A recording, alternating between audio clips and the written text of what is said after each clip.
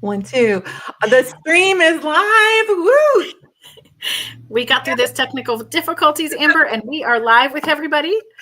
And Well, what a day to be. I'm thankful for that. And I'm thankful for the technology that allows us to do these things. right? But, what a joy to be live with everybody this Thanksgiving week. Yes. It is crazy. It's been a crazy kind of a month. I can't believe it's going to be December the 1st, let alone Thanksgiving. I already see Christmas decorations up and it's 70 degrees outside. So that just doesn't seem right. It is nice and warm outside here too. It's normally a lot cooler than it is, but it's been really warm it's 40 in the morning when I go to the gym, but 70 by the middle of the afternoon. So it is the fall of summer, and we are so excited to be coming to you on this holiday week. We have so much going on, and Rebecca, in the middle of this, we got 2 days of holiday. What do you traditionally do with your Thanksgiving holiday? So I do a meal. My daughters both live nearby, so we will have both daughters and our grandchildren at the house for our Thanksgiving meal. My mother-in-law, who also lives nearby, is not feeling well, and so she's still working with some digestive issues, and so she will not be joining us for Thanksgiving. I know those holidays because I remember a couple of years. Well, actually, it was a couple of years ago. My husband had COVID and flu on Thanksgiving, and I think the year before we all had COVID on Christmas. So it makes that dynamic a little bit hard. But this is so.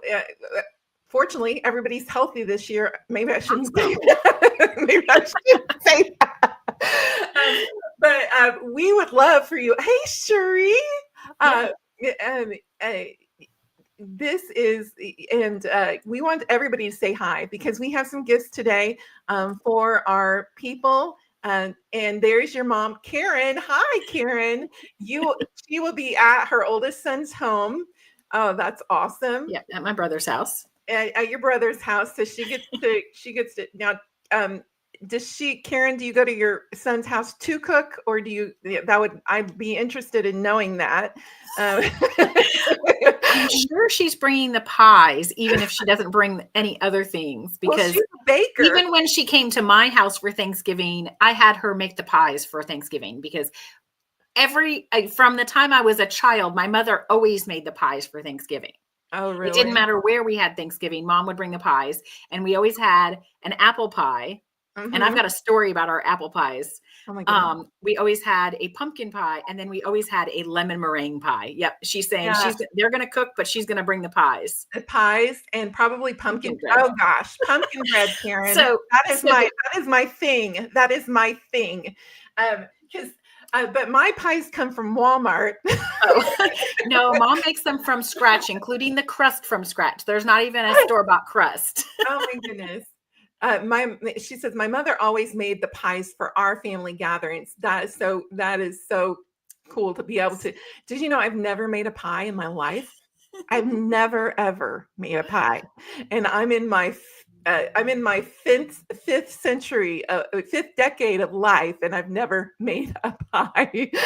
Hello, so we are seeing there are lots of you online, and we are just so welcome. Say hi, share your name, and we are taking those names to do a drawing a little later in the show. But so Amber, I have to tell you, the year that my birthday is right around Thanksgiving. So the year that my birthday was the day before Thanksgiving, I was turning 13. It was one of the years. And I turned 13 the day before Thanksgiving. And my mom had to go to a doctor's appointment that afternoon, and she had put the pumpkin pie in the oven. And now I was the oldest of 5 children, and I was the oldest of 4 children at the time, and we would fight with each other sometimes, but I was babysitting them so Mom could go to this doctor's appointment that afternoon because it was the day before Thanksgiving, so we had half a day of school, and the pumpkin pie was in the oven. Oh my goodness. And normally we fought and argued, but we started getting along, and we got along, and we were playing together cards so well, we totally forgot about the pumpkin pie. So that pumpkin pie got burned. Oh my gosh. So we had to, so mom wasn't very happy that we accidentally burned the pumpkin pie, and we all had to help with making the apples, but she was really glad that we were getting along and having so much fun together. So, it was one of those things where, she wasn't really, she was upset about the pumpkin pie or the apple pie, because the apple pie has so much work to it with all the apples that you have to cut and peel and core and everything. Well, the challenge is with me. I do not do well. And to tell you about the level of not doing well with my baking, yesterday I burnt Toll House cookies.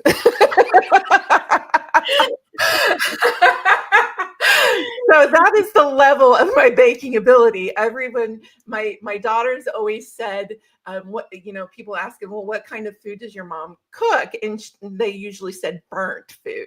And so I admire anyone who can actually make crust and cook, and it have, not burned. So it's exciting. I remember though, this is my first Thanksgiving with my oldest daughter, who has moved back to England with her her fiance, who is also British American, and to be by his parents. His mom is American and his dad is from Cornwall, and they are going to have their own Thanksgiving. And the biggest question I was asked when I was over here is, do they celebrate Thanksgiving in England? And I had to say no.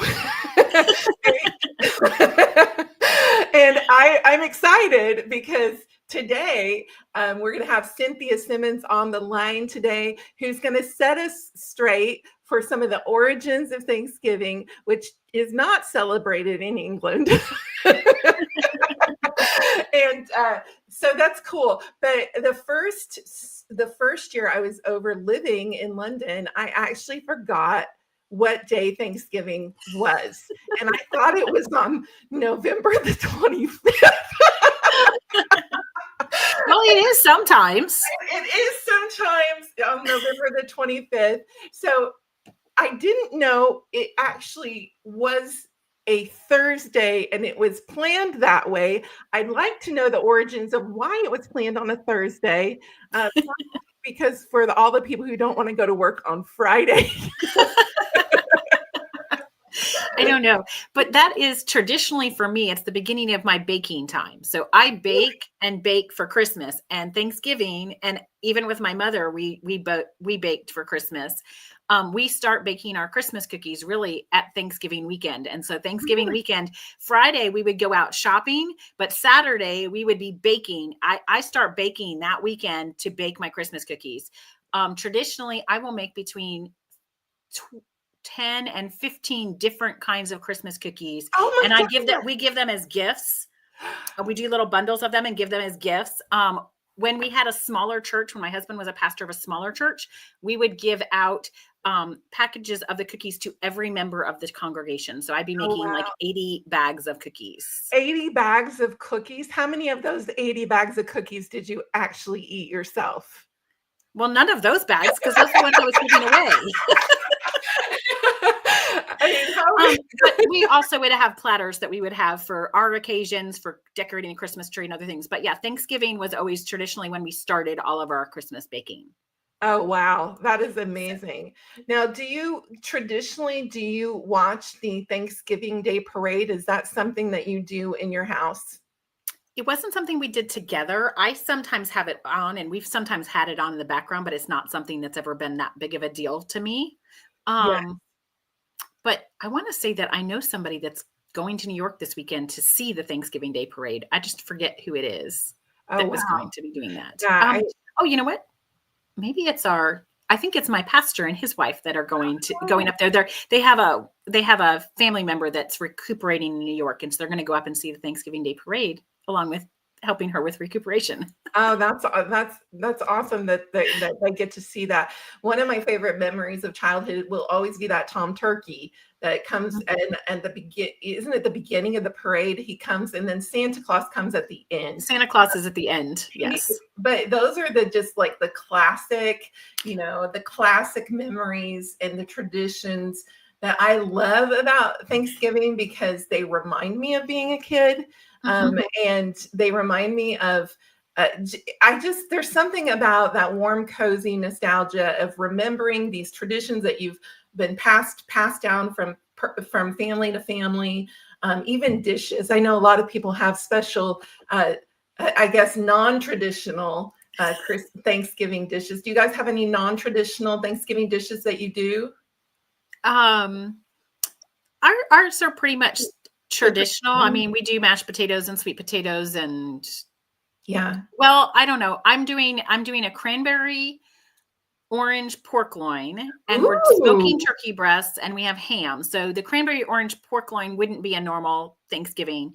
And one year we did chicken quarters. Because that was what my grandchildren all like to eat. And it was like, why should we cook a turkey if they're all going to want to eat the chicken anyway? And sometimes my husband will spatchcock a chicken, lay it out flat on the grill. You cut the backbone out and lay it out flat. So yeah, we will do some kind of, I always want some smoked turkey, but we will also do some other things. So some smoked turkey. I know my brother is my younger brother is so good with the smoker, and I love it when he cooks. This since we're having a smaller Thanksgiving this year with everybody being away, we've actually, since my daughter can't come and cook, we're doing a boneless turkey breast because I don't have to do any. It's pre-cooked, so it's not going to come out raw, and it's not going to be one of those those Christmas Vacation where the turkey kind of bursts open and it's so dry. So we have got, I'm going to say, Amber, we have Dawn Damon, we have Susan Davis, we have Cherie, we have Karen, we have a whole bunch of people here. And so what I would like to say to all of you is tell us, and Karen did say they do a traditional meal. Her ancestors came from New England in the 1630s. So they do a traditional Thanksgiving meal. But tell us whether you do a traditional or non-traditional. Linda Shepard is saying hi. Hey, Linda.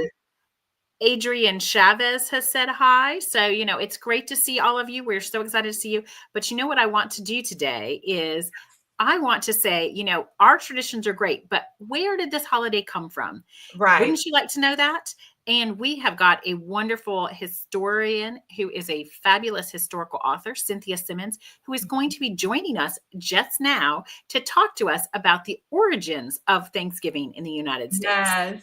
I love Cherie's getting smoked turkey too. I'm telling you, smoked turkey is amazing. Yes, smoked turkey is amazing.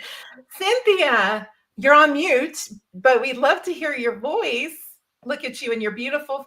You always have those beautiful flowers adorning your head.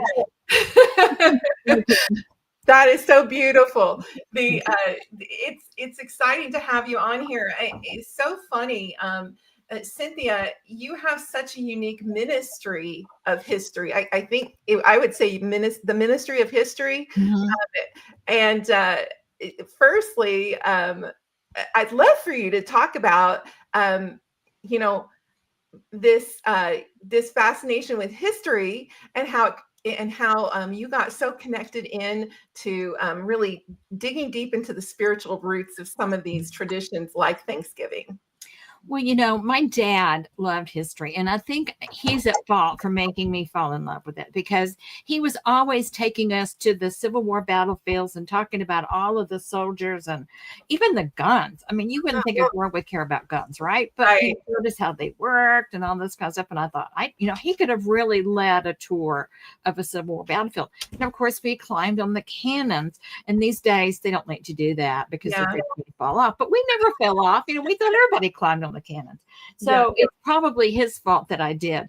And I find myself so drawn to it that I realized that the Lord was, wanted to use this. So I thought, well, why not go ahead and combine it with scripture, and let's go ahead and learn something from people of the past and pull lessons out of it. Why not? Because maybe I have a unique position in that way, that he gave me that love for it. Because I used to think, I really would rather have lived in the Victorian era with all those gorgeous skirts and everything. Yeah.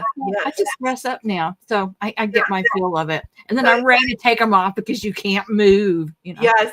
I don't think I could deal with the corsetry. All these ladies fainting. There was so many people, I look at how what those ladies had to endure. And I think they must have been really tough. I mean, really, really tough. Not so bad. I had someone, I was up at Williamsburg about a year ago, and a lady, and I know is a seamstress, and as a favor to me, she made me a corset and a dress to men.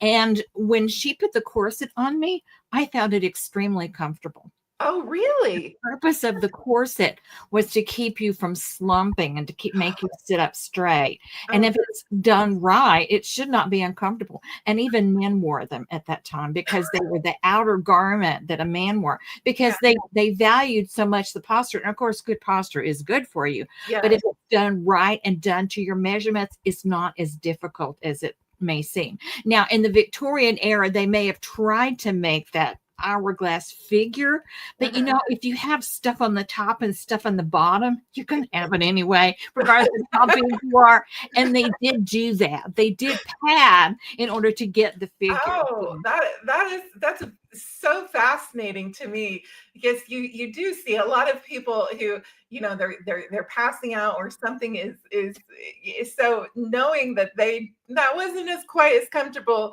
that was as comfortable as it didn't look as comfortable, but it was. So that is so cool to know that. And it's very comfortable when it's done right. Now, there may have been some girls that overdid it. That's always possible, because you use your diaphragm to breathe, and that pushes down into your abdomen. Yeah. And so if you got stressed, I could see how that would happen. So they probably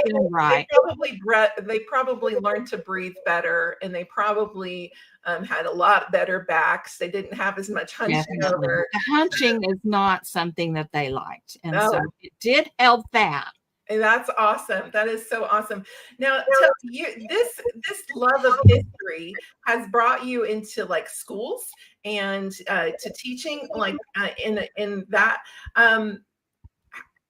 How have you seen that open door just to the mainstream for your ministry? You just felt like this is something that is really meaningful to reach out and branch out in with Jesus. I had a friend. I went to her to because she's really good at publicity, and when we talked enough, she said, "You know what? You're a storyteller. I mean, God made you a storyteller. So let's just connect that to scripture." And I went, oh, I can do that. So whenever there's a chance, I dress up and, try to always give whatever I talk about a little bit of flavor of faith, because that's what I'm all about. Right. But give people kind of a picture of what it was like to live in the past. Yeah. And you actually take on some of these, the people of the past. Yeah. So what is it like to research those people and actually portray them as you're teaching? That's a lot of fun. And I try, like if it's a Southern person, I try to develop a Southern accent for that. And I've done several Southern ladies during the Civil War. And if I'm going to do someone from the Revolutionary War, I go ahead and work on a British accent, because I figured there was going to be a little bit of that anyway, even though we would have probably developed their own dialect to some degree, but it gives a flavor of that, because they consider themselves British. I mean, it is true.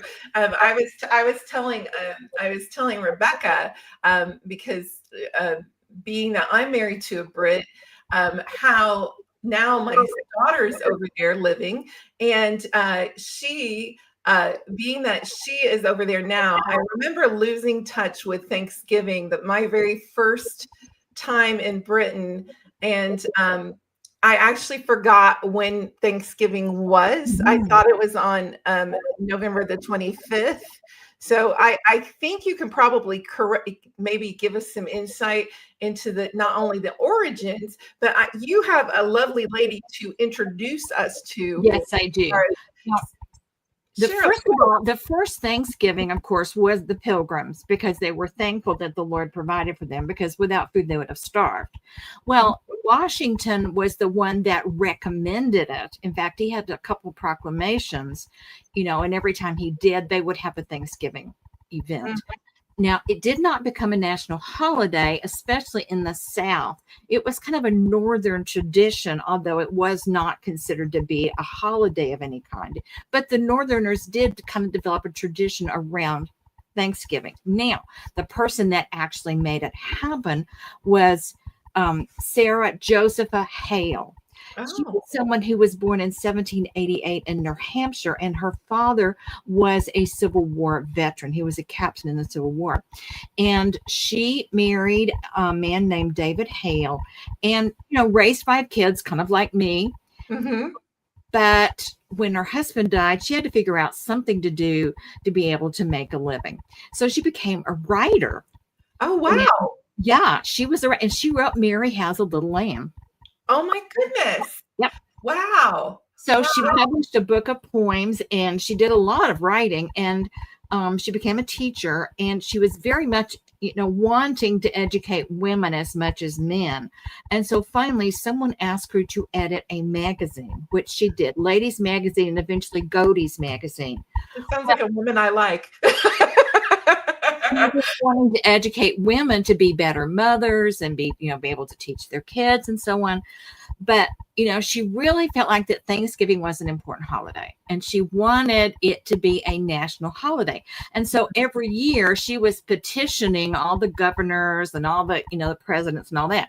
Finally, Lincoln heard her, and, he had been praying for a victory. He'd been praying for a victory. So when they had the victory at Gettysburg, he decided that he was going to listen to her and go ahead and establish a national holiday on the third week of November, third Thursday of November. I think someone later moved it because of making the holiday season longer. As one of the presidents, but he's the one that established it on a Thursday. And you were talking about Thursday. I don't know why he picked a Thursday, but he picked and then it became a national holiday. But she was the one. Her name was Sarah Josepha Hale. She was an incredible woman, and for years, she for 40 years, she worked as a magazine editor. Was one of the first in the country to be a magazine editor. Oh, that is amazing. That is so cool, because you don't realize how intricate, and how involved these ladies were. Because when you think of that time in history, you don't necessarily think of these really. No, you don't.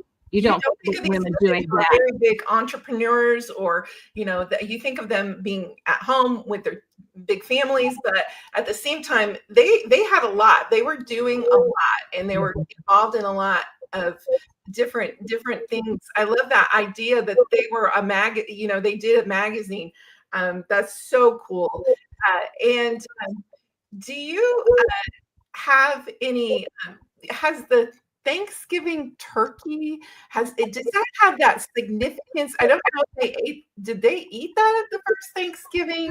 They may have at the first Thanksgiving, because that was something that was available.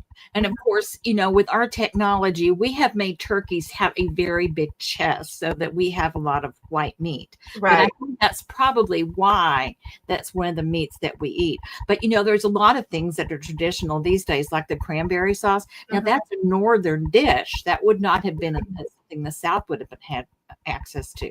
But over time, because of communication, it did come into the South. But yeah. My husband can't understand, of course, as a Brit, why we have sweet potatoes and the brown sugar and the nuts and all that on it, because he's like, that should be a dessert dish. Is there significance about sweet potatoes that we don't know about? Or Well, was it? I've always thought of sweet potatoes as being a southern dish because they did grow them in the South, and the sugar cane and all that was grown in the South, and brown sugar is just a little bit less refined. So I don't know why it's traditional, except that it probably the harvest would be in the fall. Yes, yes. And there's so many things that I found. One of the things that they didn't have in Britain was pumpkin pie. I mean, not, I mean, you didn't have, I didn't, not that they have Thanksgiving, but they didn't have pumpkin, traditional pumpkin in the can. So, Yeah. that I was trying to make a Thanksgiving meal, and failing miserably. But it's interesting the food that we had here in the States as compared to what might have been, because they had corn here, and that was something that was unique, right? The corn, Corn was an American thing. It yeah, was. We probably spread it around the world, but yeah, it was an American thing. cornbread, real corn. Those are some of the things that were unique to us. We have a lot of people who are responding. Sherry says, "I love sweet potato casserole." Wow. The sweet potato pie, maybe I can do a little bit more of sweet potato casserole. And some people put marshmallows in it and all that stuff, brown sugar. And I'm sure that came later. I don't think they did that originally because that would be somebody who had a lot of marshmallows or really had a sweet tooth did that. Well, I have a sweet tooth. I love sugar, so I have to really work at getting protein because I'd rather just eat sugar. But yeah, do you have anything that we may not know about Thanksgiving that is kind of embedded in its history? Well, one thing I learned as I began to poke at history and so on is that the cakes that they ate back in the past, like, Christmas and that kind of thing, were more of a spice cake, more like, white cakes were not a thing. And we would call them fruit cakes, but yet not the fruit cake in the way that you think. It was just, it had fruit in it, but it was more of a spice cake. So they would not have had the light desserts that we have with the icing and stuff that came later. Yeah. So maybe not pumpkin pie. Do you think it was? They may have had pumpkin pie. Pumpkin is it's in the same family as the squash. Yeah. So it tastes very similar to the butternut squash. Yeah, I think people are just thinking we're having a conversation about a bunch of food. They're like, "What's happening? We're making everybody hungry today, Cynthia." We're gonna need those girdles after Thanksgiving.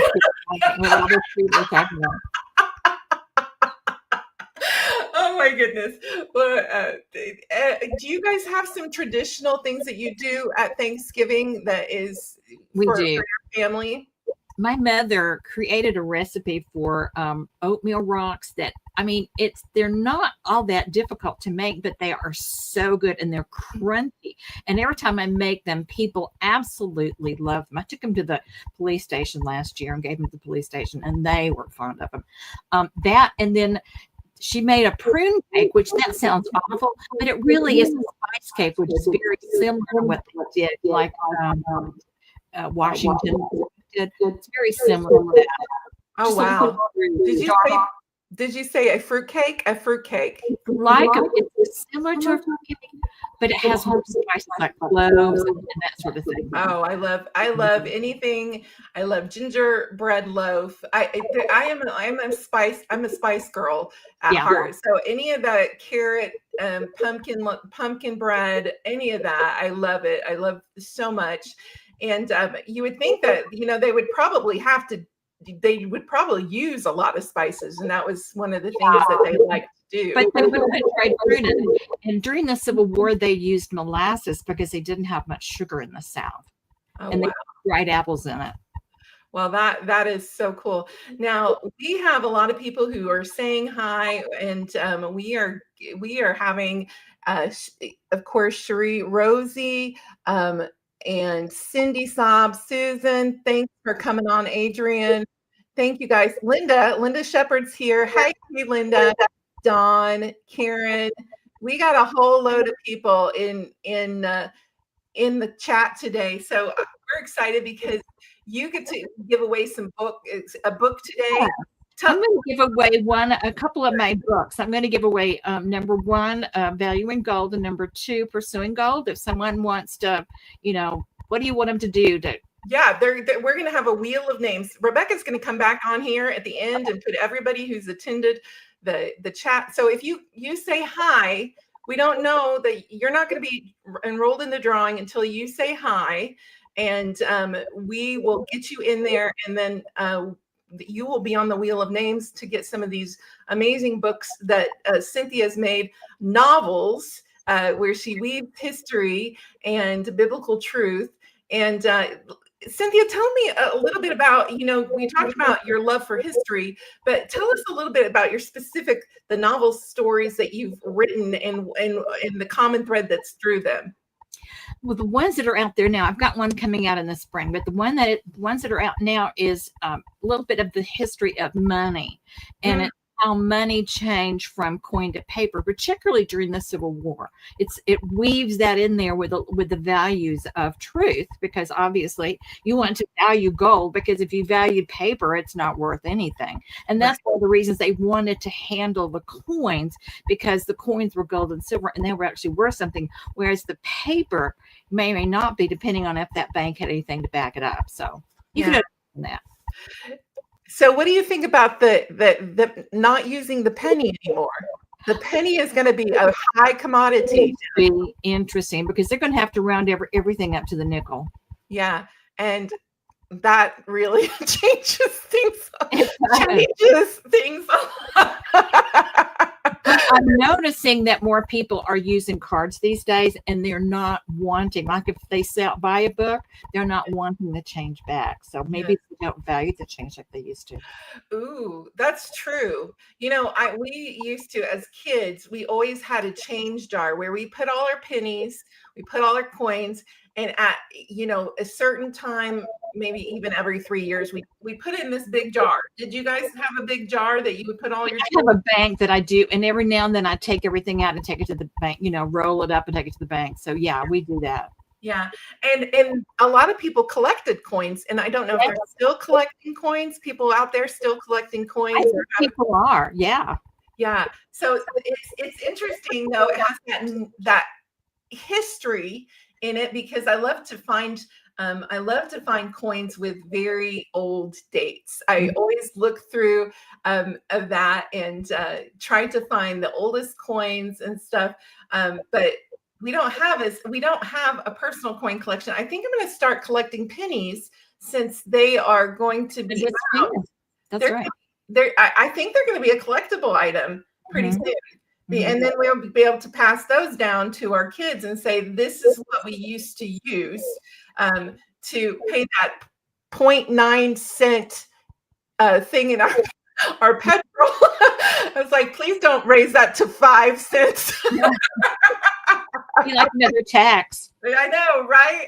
But so exciting. And I know that we're probably winding down. So you guys get in the chat. Make sure you're saying hi so we can get some of these, because we want you on the drawing for Cynthia to give away her book. And Cynthia is one of our leading hearts contributors. She's been with us for a very, very long time. And she has, and right now you have a column now that you're incorporating women in history to our magazine, and it's been such a rich and flavorful transition, because learning about all these women is it just really undergirds your faith and really makes you respect those people, those women who came before us. Can you just share just a little bit about what doing this, passing down this kind of history, how that impacts you, and where you see that connection really, really happening, and why you think that should be important for us to be teaching and passing down to our kids today? The problems that we face are very similar to the problems that everybody else faced in the past. I mean, there's really not any new problems. I mean, we may have new technology that creates problems, but there's not any new problems. And so we can see how these people in the past coped, and it can help us to learn something. And plus, I think, if we see the mistakes people made, we probably won't make them again. Because when you think about Jesus and the Bible, he talked about remembering what he has done, remember his works, remember how he did this, and talk about it. Tell your children, share with them so that they know the past. Because if you're connected to the past, I think you're just a wiser person. Yeah, it is true. And we need to know the past. I know that it is something we learn lessons from those who've come before us. Absolutely. And that's an important thing, because their mistakes happen for a reason, and we have to be able to learn from them and move forward into healthier states of mind. And it's interesting to me to reconnect with the older way of doing things, the way that they used to do things, because it does make you feel that we are so privileged to not have to, hunt down our food, or, we can do that. What is something that you know how to do that's pretty old timey that might surprise people that you know how to do it? I make all my cakes from scratch and all my cookies from scratch. My mother did that and taught me to do it. And so I do it. And my grandmother taught me how to do tanning. And I don't think anybody does that. Tanning. Mm-hmm. Oh, wow. That is amazing. Okay. Next Bleeding Hearts Live, Cynthia needs to come back and do a tanning. A tanning tutorial for our Bleeding Hearts Live, so we can all get that knowledge and move forward with it. But Rebecca, you're back. I pop back in. I know it's getting towards that time where you have to head on to see your daughter, I believe is what you normally have to do. Exactly. So we're my grandmother tatted, and Sandy Banks is saying her grandma tatted too. She also mentioned that she remembered when silver dollars went out of use. As you mentioned, coins going out of use, silver dollars went. They lived in Las Vegas. They had lots of silver dollars, and they would trade them in all the time because they were so heavy to carry around. And then, they went out of use. But if you have any dollar bill or any money from the past in your life, you can still spend that. When I went to England one time, I had been there before, and I brought some what do you call it, pounds from the past. Yeah. And I handed them over to the cashier. She said, "Oh, that's expired." And I went, "What?" And she said, "Yes. You have to go to the bank and get another one." And I went, just kind of. Yes. But we are so good at the way we do our money that it's got a lot of protections in it. And England is not as good, and their money will expire. Yeah, well, and that was funny because, yes, I remember changing a lot of bills over there, a lot of sterling to the new system of sterling. Yeah. They don't want the old stuff. They want the new stuff. They want the new stuff, and it has like this little plastic kind of coating. It feels so different than it probably is weatherproof, which is probably good for me because I wash a lot of money. Now you do say now, Amber, you are saying that you wash it in the washer, not that you're laundering any. Laundering money. I wash a lot of money, and it just doesn't survive the tumble dryer like a plastic.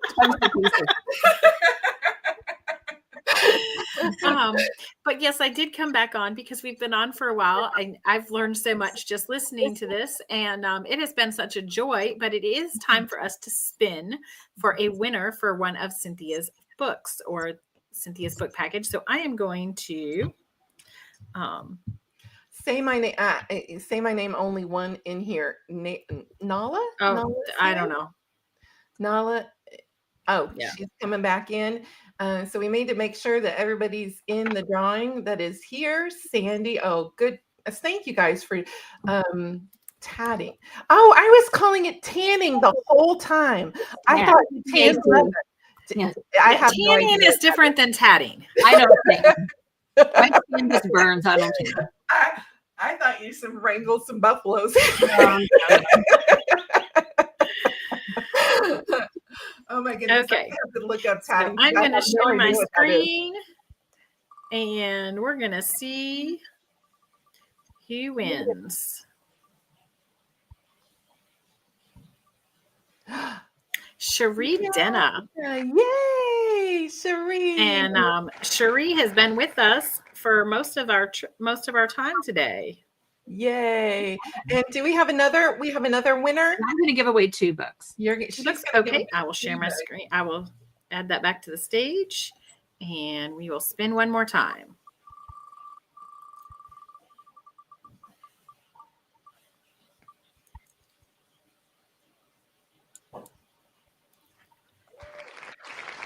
Yeah, Suzanne caught us late. Okay, we got Adrienne Chavez. Now, Adrienne is one of our people that's watching on YouTube. And so we need Adrienne to actually message us on our YouTube channel in order for us to get the address for that. Otherwise, we will not be able to send anything to Adrienne. Oh, well, guys, thank you so much. We've had so many views on this podcast, and it's been so exciting, Cynthia, talking to you. And we want to make sure leadinghearts.com, you guys get over there. You will see so many amazing history articles from Cynthia, as well as our other ladies that are regular contributors. So excited. Thank you so much, Cynthia, for being with us today. And tell people where they can connect with you and connect with your books and everything that you have. I am Cynthia L. Simmons, and you can find me anywhere, CynthiaLSimmons.com, Cynthia L. Simmons Ministry. I have a YouTube channel now called History Chats with Cynthia, and I'll be on this week again with one of my chats, so you can listen to me. But there's also on my website, so everything, and there's a quiz on my website. If you can want to know which First Lady you're the most like, you can take a quiz. So have lots of fun. I love quizzes. I'm going to have to go there right now after the podcast closes to take that quiz. Well, thank you guys. We hope you have an amazing Thanksgiving and lots of turkey and takes lots of naps. And make sure Cynthia L. Simmons, you have to put the L in. I have to put the L in. I was named after my dad, who was CL, no name. So because of that, I use the L in my name in his memory. So yes. So make sure you do that. Make sure you go to Leading Hearts Live. Leading Hearts. Make sure you go to Leading Hearts, leadinghearts.com. Get the new issue. We have some exciting things coming up. And you guys have a great Thanksgiving, and we will talk to you soon. Take care, guys. bye. Bye. Now, can I put